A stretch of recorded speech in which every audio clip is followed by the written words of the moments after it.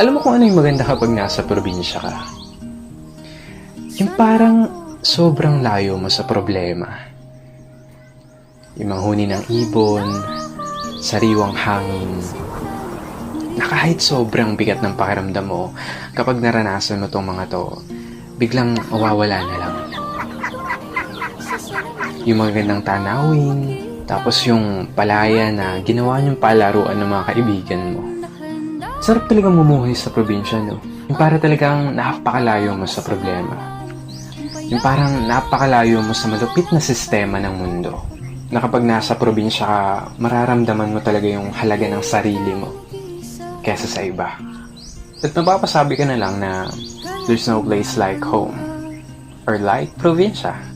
At ikaw na nanonood nito ngayon, masaya ako at naparamdam ko sa'yo ang pamumuhay sa isang probinsya.